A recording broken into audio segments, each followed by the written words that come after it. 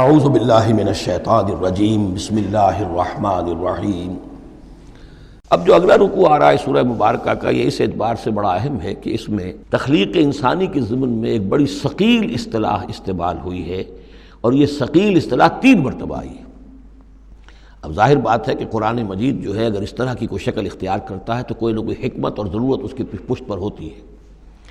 وَلَقَدْ خَلَقْنَا الْإِنسَانَ مِنْ صَلْصَالٍ مِّنْ حَمَإٍ مَّسْنُونٍ،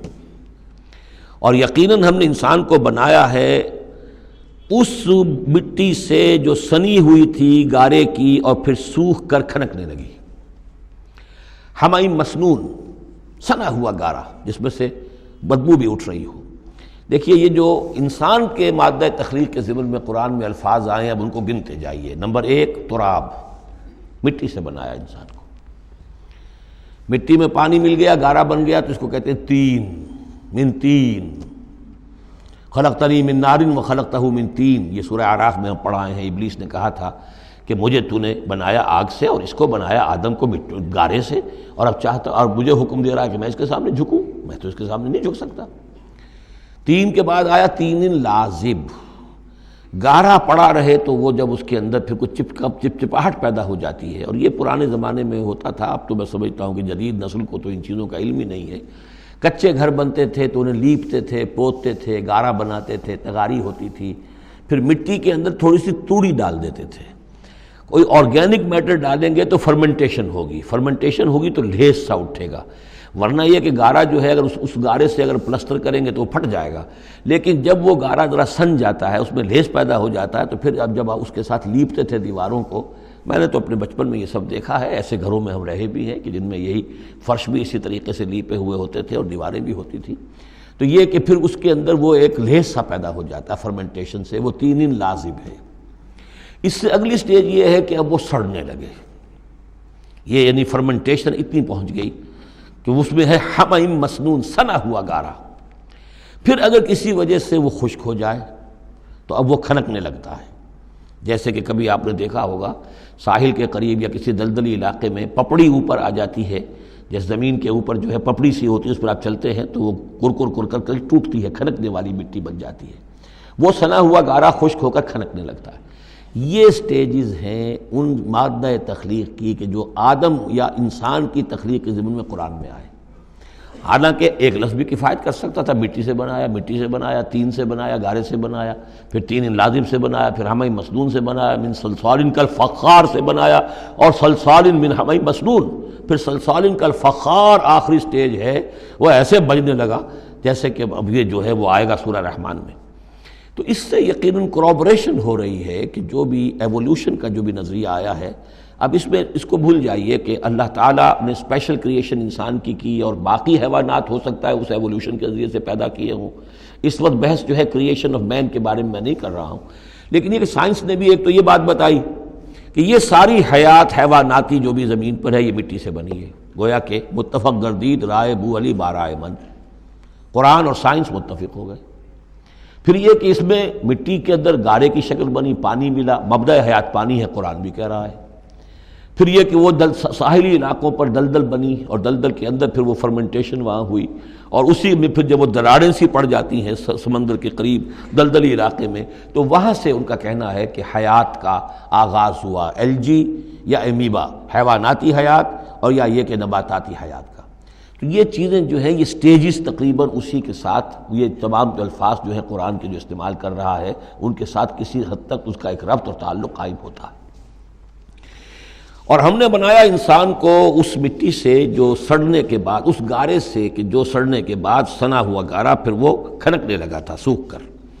والجان خلقناہ من قبل، اور جنات کو ہم نے پیدا کیا تھا پہلے، من نار السموم، لو کی آگ سے۔ اب یہ سموم سے مراد کیا ہے؟ بعد سموم آپ نے سنا ہوگا، وہ تیز لو جو آیا کرتی تھی، صحراؤں میں آتی ہے، آگ جھلک دینے والی گرم ہوا۔ تو اصل میں ایک ہوتا ہے جیسے کہ ہم نے فزکس میں پڑھا تھا، جن لوگوں نے تھوڑی بہت فزکس پڑھی ہوگی ایف ایس سی میں، کہ یہ جو شعلہ ہوتا ہے فلیم کا ایک حصہ وہ ہوتا ہے جو نظر آتا ہے، لیومینس، وہ نظر آتا ہے، اس کے اندر حرارت کم ہوتی ہے، اور ایک انویزیبل جو ہوتا ہے اس کے گرد حالہ جو نظر نہیں آتا، اس میں ہوتی ہے تیزی شدید جو ہوتی ہے، سب سے زیادہ ٹیمپریچر جو ہوتا ہے وہ اس میں ہوتا ہے کہ جو اس کا حصہ نظر نہیں آتا، اس حصے سے، آگ کی اس لو سے، اس لو کی لپٹ سے یا لو کی لپٹ سے جو بھی اسے کہیں، اس سے ہم نے جنات کو پیدا کیا۔ لیکن یہ سمجھ لیجئے کہ اس سے جنات پیدا کیے گئے لیکن وہ آگ نہیں ہے۔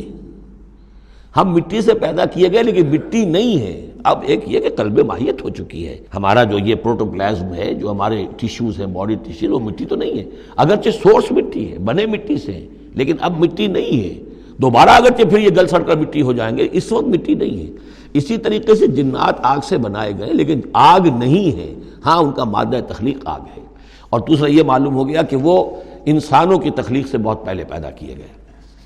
وَإِذْ قَالَ رَبُّكَ لِلْمَلَائِكَةِ إِنِّي خَالِقٌ بَشَرًا مِّن صَلْصَالٍ مِّنْ حَمَإٍ مَّسْنُونٍ، اور یاد کرو جب کہ کہا تھا آپ کے رب نے فرشتوں سے کہ میں بنانے والا ہوں ایک بشر اس کھنکھناتے ہوئے سنے ہوئے گارے سے، پھر وہی الفاظ من صلصال من حمأ مسنون، ثقیل لفظ ہے، ثقیل اصطلاح ہے۔ اور یہاں خاص طور پر نوٹ کیجئے کہ لفظ آدم نہیں آیا، بشر بنانے لگا ہوں۔ کہیں بھی قرآن مجید میں جہاں یہ تخلیق کے ابتدائی مراحل بیان ہوتے لفظ آدم کہیں نہیں ملے گا آپ کو، سوائے وہ ایک آیت میں نوٹ کرا چکا ہوں سورہ آل عمران کی، کہ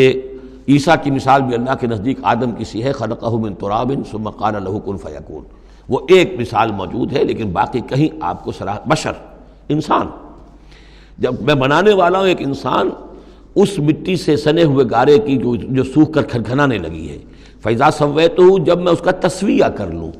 تخلیق کے بعد تسویہ ہوتا ہے، جیسے کسی شے کا ایک ہیولہ بن گیا پھر اس کی نوک پلک سنواری جاتی ہے، مین سٹرکچر جو ہے کسی بلڈنگ کا کھڑا ہو گیا، اب اس کا آرکیٹیکچرل ٹچز ہیں، اس کے اوپر ڈیکوریشن ہے، اس پہ پینٹنگ ہے، یہ تسویہ ہے۔ فَإِذَا سَوَّيْتُهُ، پھر جب میں اسے پوری طرح نک سک سے درست کر دوں، صحیح بنا دوں، پورا کر لوں، وَنَفَخْتُ فِيهِ مِن رُوحِي، اور پھونک دوں میں اس میں اپنی روح میں سے، کہ روحی ضمیر متکلم کا صیغہ ہے سیدھا سیدھا، فَقَعُوا لَهُ سَاجِدِينَ، تو گر پڑنا اس کے سامنے سجدے میں۔ فَسَجَدَ الْمَلَائِكَةُ كُلُّهُمْ أَجْمَعُونَ، اب یہ تیسری مرتبہ پڑھ رہے ہیں ہم قرآن حکیم میں یہ قصہ آدم و ابلیس۔ تو کیا سجدہ سب فرشتوں نے، کل کے کل نے، سب نے مل کر۔ دیکھیے یہ جو ہے تاکید کی انتہا ہے، فرشتوں میں سے کوئی بھی مستثنیٰ نہیں رہا، نہ جبرائیل، نہ میکائیل، نہ اسرافیل،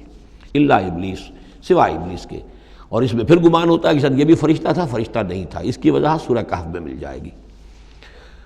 ابا ان یکون مع الساجدین، اس نے انکار کیا سجدہ کرنے والوں کے ساتھ ہونے سے۔ قال یا ابلیس ما لک الا تکون مع الساجدین، اللہ نے فرمایا ابلیس کیا ہوا تجھے، کیا سبب ہے، تو کیوں نہیں ہوا سجدہ کرنے والوں کے ساتھ؟ قال لم اکن لاسجد لبشر خلقتہ من صلصال من حمأ مسنون، اس نے کہا میرے لیے یہ روا نہیں ہے، میرے لیے ممکن نہیں ہے کہ میں سجدہ کروں اس بشر کو جس کو تو نے پیدا کیا ہے سنے ہوئے گارے سے، جبکہ وہ کھنکھنانے لگا ہوا۔ قال فاخرج منها فإنك رجیم، اللہ نے فرمایا تو نکل جاؤ یہاں سے، اس میں سے نکل جاؤ، اس لیے کہ اب تم مردود ہو گئے ہو۔ وإن عليك اللعنة إلى يوم الدین، اور اب تم پر لعنت رہے گی یوم الدین تک، جزا و سزا کے دن تک، یوم بعث بعد الموت تک۔ قال رب فانظرنی الی یوم یبعثون، تو اس نے درخواست کی کہ پروردگار پھر مجھے ذرا مہلت دے دے، ڈھیل دے دے اس دن تک کے لیے جس دن کے یہ دوبارہ اٹھائے جائیں گے۔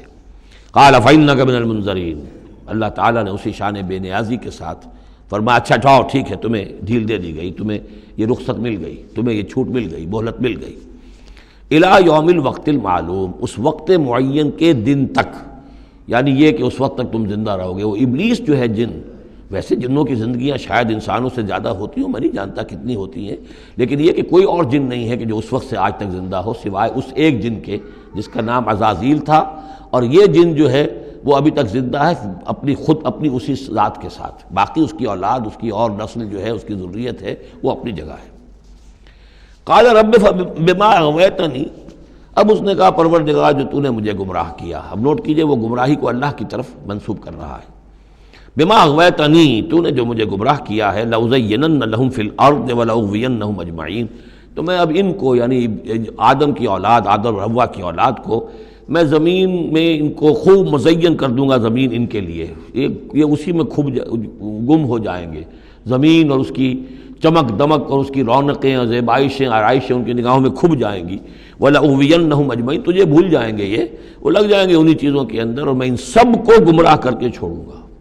لَأُغْوِيَنَّهُمْ اجمعین، سب کو الا عبادک منہم المخلصین، سوائے ان میں سے ان کے کہ جن کو تو اپنا خاص بندہ بنا لے، تو اپنا خاص بندہ بنا لے، مخلص کر لے، یہاں پہ وہی نوٹ کیجئے مخلص ہے، مخلصین، جن کو تو خالص کر لے اپنے لیے، ظاہر بات ہے کہ اس پر تو میرا زور نہیں چلے گا، باقی یہ کہ میں کسی کو چھوڑوں گا نہیں۔ قال ھذا صراط علی مستقیم، اللہ تعالیٰ نے فرمایا ٹھیک ہے، یہ راستہ ہے میری طرف سیدھا، یعنی یہ میرے اور تمہارے درمیان معاملہ طے ہو گیا، میں نے تمہیں چھوٹ دی، تم اپنا زور لگا لو، جس طرح بھی چاہو بہکا لو، باقی یہ کہ ان عبادی لیس لک علیہم سلطان، میرے بندوں پر تجھے اختیار کوئی نہیں ہوگا، یعنی اختیار کسی بھی انسان پر نہیں ہے، یہ نہیں کہ جس کو اللہ نے مخلص کر لیا ہو اس پر اختیار نہیں، اختیار اسے کسی بھی انسان پر نہیں ہے۔ ان عبادی لیس لک علیہم سلطان الا من اتبعک من الغاوین، سوائے ان کے کہ جو خود تیری پیروی کرے، خود غاوین میں سے ہو، خود ان کے اندر غوا ہو، خود ان کے اندر سرکشی ہو، خود وہ جو ہے وہ اپنی نفس پرستی کی طرف مائل ہو، وہ تو تیری پیروی کریں گے، ان کو تو جدھر چاہے لے جا، جس کھائی میں چاہے لے جا کے ان کو پھینک دے، اور جس جہنم کی جس وادی میں چاہے ان کو گرا دے، مجھے اس سے دلچسپی نہیں، لیکن یہ کہ میرے کسی بندے پر تجھے اختیار حاصل نہیں ہوگا۔ وَإِنَّ جَهَنَّمَ لَمَوْعِدُهُمْ أَجْمَعِينَ، اور پھر جہنم ہی ان سب کا ٹھکانہ ہوگا، سب کا جو بھی تیری پیروی کریں گے۔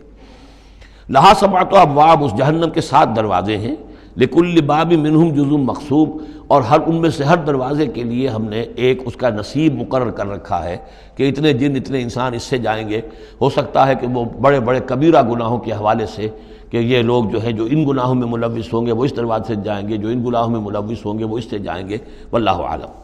صدق اللہ العظیم۔